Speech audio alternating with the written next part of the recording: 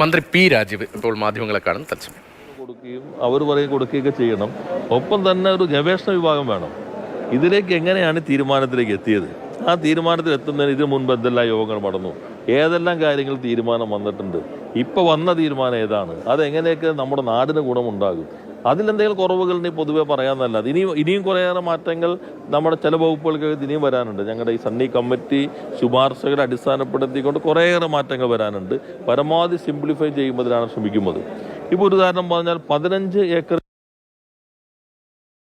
പാടില്ല, 15 പാടില്ല എന്ന് പറയുന്ന ഗ്രോസ് നിയമത്തിലുണ്ട്. പക്ഷെ സങ്കീർണമായിരുന്നു. വ്യവസായങ്ങൾക്ക് ചിലപ്പോൾ 20 ഏക്കർ വേണ്ടി വരും, 30 ഏക്കർ വേണ്ടി വരും, അല്ലെങ്കിൽ ചിലപ്പോൾ മെഡിക്കൽ കോളേജ് തുടങ്ങാൻ വേണ്ടി വരും. അതാണ് പിന്നീട് ക്യാബിനറ്റ് തന്നെ അതാത് വകുപ്പ് മന്ത്രിമാരും പിന്നീട് റവന്യൂ മന്ത്രിയും ഉദ്യോഗസ്ഥരും ചേരുന്ന കമ്മിറ്റിക്ക് ഒരു ഏക്കറിന് അഡീഷണൽ വരുന്ന ഒരു ഏക്കറിന് 10 കോടി ഇൻവെസ്റ്റ്മെന്റും 20 തൊഴിലും ഉണ്ടെങ്കിൽ അത് മന്ത്രിതല കമ്മിറ്റിക്ക് ആ മാനദണ്ഡം വെച്ച് എക്സംഷൻ കൊടുക്കാം എന്ന് തീരുമാനമെടുത്തു.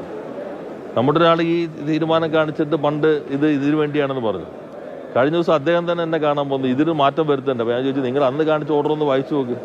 നിങ്ങൾ ഇപ്പോൾ കൊണ്ടുവന്നത് ഉൾപ്പെടെയുള്ള എല്ലാ കാര്യങ്ങൾക്കും വേണ്ടി എടുത്തൊരു ഓർഡറാണ്, നിങ്ങൾ എന്തോ പ്രശ്നമാണെന്ന് പറഞ്ഞ് അവതരിപ്പിച്ചത്. അപ്പോൾ അത് അന്ന് വായിച്ച് നോക്കിയിരുന്നെങ്കിൽ നമുക്ക് ഇത്തരം കുഴപ്പങ്ങൾ വരില്ലായിരുന്നു. ഈ ഗവൺമെന്റ് പൊതുവായാണ് തീരുമാനം എടുക്കുന്നത്.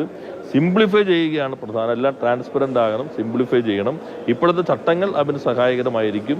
ഈ ഘട്ടത്തിലും ഞാൻ നിങ്ങളോട് അഭ്യർത്ഥിക്കുന്നത്, വിവാദങ്ങളുടെ വലിയ ഇത് കൊടുക്കുന്നതിന് മുൻപ് പ്രശ്നത്തെക്കുറിച്ച് പഠിക്കുകയും ഈ സബ്മിറ്റ് മടക്കുന്ന സന്ദർഭത്തിൽ അപ്പോൾ ആളുകൾ വിചാരിക്കുമോ ഈ ചട്ടം മാറ്റിയിട്ടും വലിയ കാര്യം ഉണ്ടാകാൻ പോവില്ല.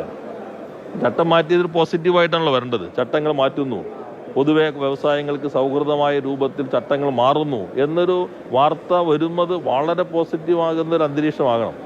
അവന് പകരം ഇതാ തർക്കം വരുന്നു, പുതിയ പ്രശ്നം വരുന്നു എന്ന് വരുമ്പോൾ ഇവരിവിടെ വന്നിട്ട് തുടങ്ങിയാലും ഇത് കുഴപ്പമാവോ, ഞങ്ങൾ അപകടത്തിൽപ്പെടുമോ എന്ന ചിന്ത ഉണ്ടാകാൻ പാടില്ല. എന്തെങ്കിലും സംശയങ്ങൾ ഉണ്ടെങ്കിൽ നമുക്കിത് കഴിഞ്ഞാലും വിശദമായി തന്നെ ചർച്ച ചെയ്യാവുന്നതാണ്.